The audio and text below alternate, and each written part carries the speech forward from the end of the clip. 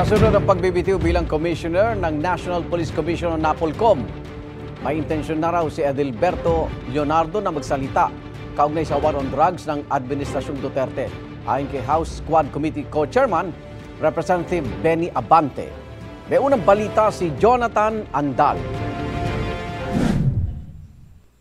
May amount po, Mr. Chair, from what I understand, starting 20,000 to 1 million. But I'm not familiar sa mga bracketing po, Mr. Chair.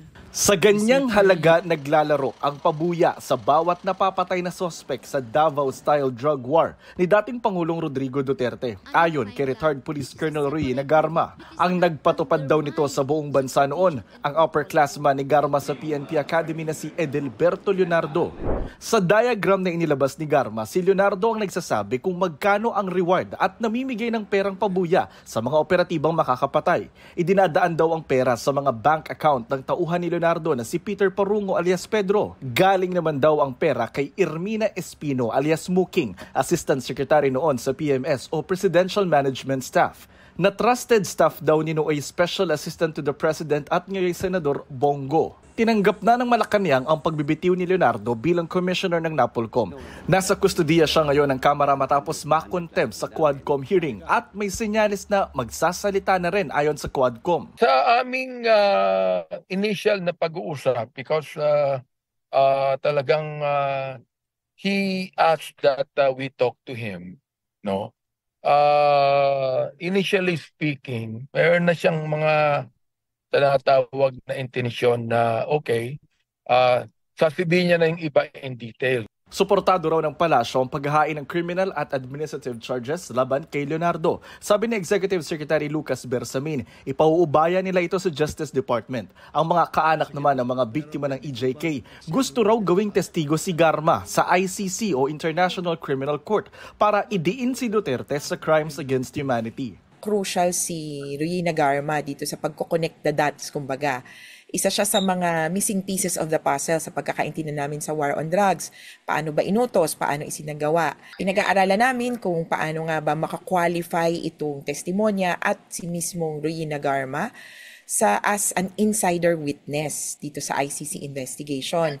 Sabi ng Malacanang, hindi magbabalik bilang miyembro ng ICC ang Pilipinas. Hindi raw magbabago ang isip ng Pangulo. Ang DOJ naman hihintayin daw ang committee report ng Kamara o kung may maghahain ng reklamo para makapag-imbestiga. Kaya ang Quadcom maglalabas na ng partial committee report sa susunod na linggo. If that is a necessary requirement, then gagawa kami ng partial committee report para magkaroon din ng basihan to pursue the case build-up at saka yung preliminary investigation sa mga witnesses. Si Senador Bongo itinanggi ang pagkakadawit sa kanya ni Garma. Hindi po totoo yan. Sabi ko nga, wala pong reward system. Mandato po ng pulis na labanan po ang kriminalidad at illegal na droga. Gawin niyo po ang trabaho ninyo.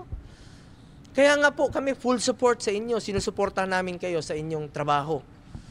Pero sa inyong operations, hindi ho ako nakikialam. Ipinagtanggol din niya si Duterte. Wala siyang sinabi na patayin mo ito, patayin mo yan. Wala pong reward system na umiiral sa kanyang opisina. Sinusuportahan niya po ang kapulisan kung anong pwede niyang isuporta para magampanan po nila ang kanilang tungkulin. Kasama rin sa diagram ng reward system si Senador Bato de la Rosa na nakaupong hepe ng PNP noong umpisahan ng Duterte anti-drug war. Sabi ni de la Rosa, wala siyang ideya tungkol sa reward system. Noong panahon daw niya bilang Chief PNP, hindi raw siya nagpatupad ng reward system dahil wala raw siyang pondo para rito. Ang iba pang mga naupong PNP chief noong giyera kontra droga ng Administrasyon Duterte, pinasasagot din sa kanilang mga nalalaman kasunod ng mga revelasyon ni Garma tungkol sa umano'y reward system. May komite na raw na hahawak sa investigasyon. Meron na po kaming committee na to really investigate po dun sa all the allegations being made by Colonel Garma regarding po dun sa EGK and other matters, no? So we're just waiting po. So tuloy-tuloy po yung investigation natin. They have to go through the process. However, having said that they are innocent till proven guilty, there are no sacred cows in this institution and in this investigation.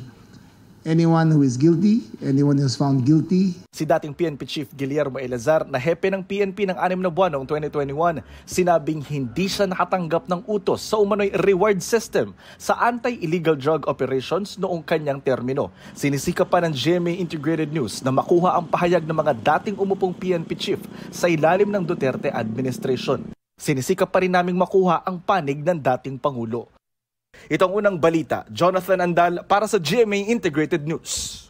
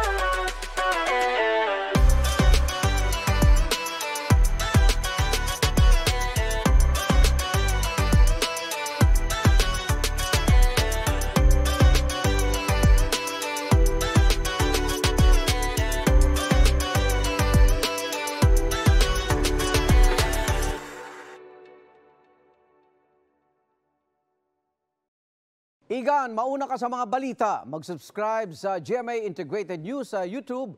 Sa mga kapuso abroad, subaybayan nyo kami sa GMA Pinoy TV at sa www.gmanews.tv.